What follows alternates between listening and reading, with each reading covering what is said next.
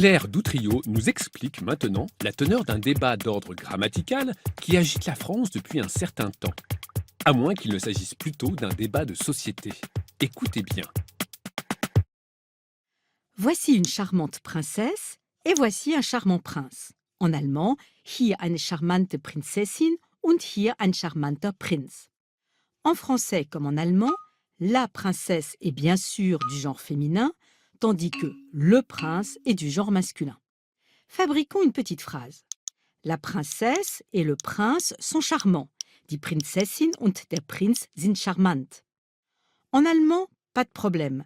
L'adjectif charmante, charmant, placé derrière le verbe être est invariable. Qu'il s'agisse d'une princesse ou d'un prince, ou de plusieurs princes et princesses, ils seront toujours dans cette phrase charmante, c'est invariable. Il en va autrement en français, car l'adjectif placé derrière le verbe être s'accorde avec le sujet. Ainsi on dit la princesse est charmante, le E de charmante désignant la forme féminine, et le prince est charmant, charmant étant la forme masculine. Mais si on parle des deux à la fois, on ne dira pas la princesse et le prince sont charmantes, non, on dira la princesse et le prince sont charmants. C'est-à-dire que l'adjectif prendra la forme du masculin pluriel. Pourquoi le masculin?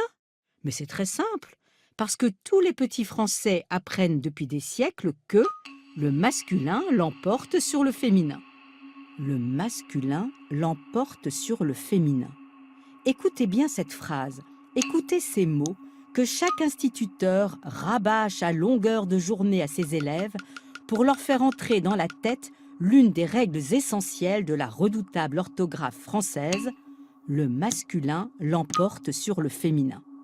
Ainsi, même si 99 femmes et un seul homme se trouvent ensemble, le pronom personnel qui les désignera ne sera pas le féminin « elle », mais le masculin « il ».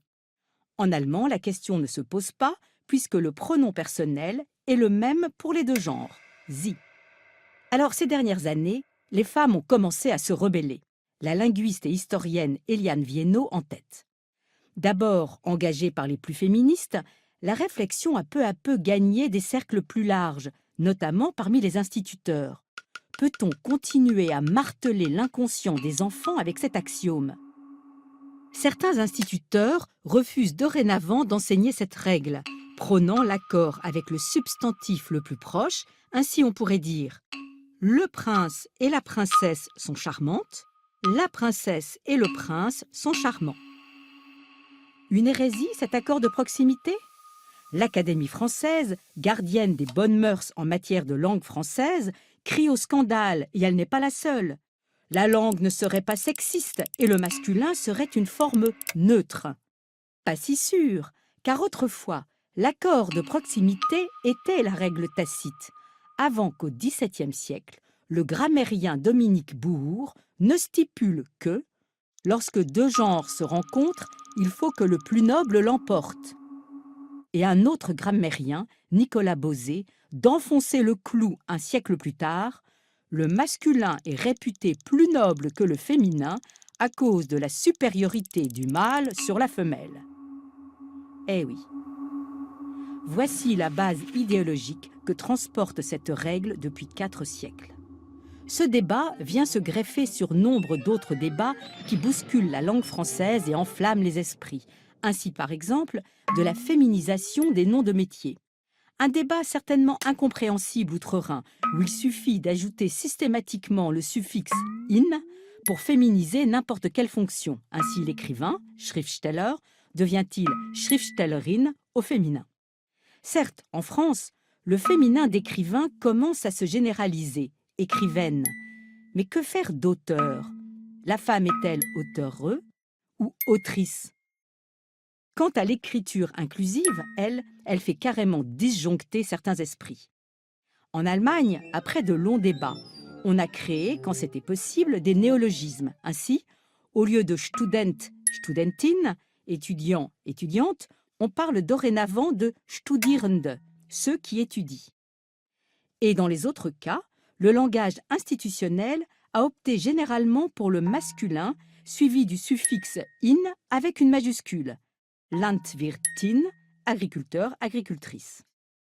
Les Français, eux, se disputent à coups de points médians, de tirets et d'invectives. Et il faut avouer que certaines propositions deviennent un peu cocasses et risquent d'octroyer quelques mots de tête. Ainsi, comment doit-on lire à haute voix ces pauvres agriculteurs ris, en bon allemand Landwirtinnen? Là, c'en était trop, et l'Académie a parlé de péril mortel pour la langue française, de charabia, de délire. Et pourtant, on le sait, il est bien inutile de s'énerver. L'usage tranchera, car en matière de langue, on ne peut rien imposer. Seul l'usage impose. La société évolue, et ce qui est nécessaire pour rendre compte de cette évolution s'impose, tandis que le reste tombe dans l'oubli. Dernière minute. Hurrah! L'Académie nous aurait-elle entendu? Il y a tout juste une semaine, les académiciens ont voté un rapport préconisant la féminisation des noms de métiers.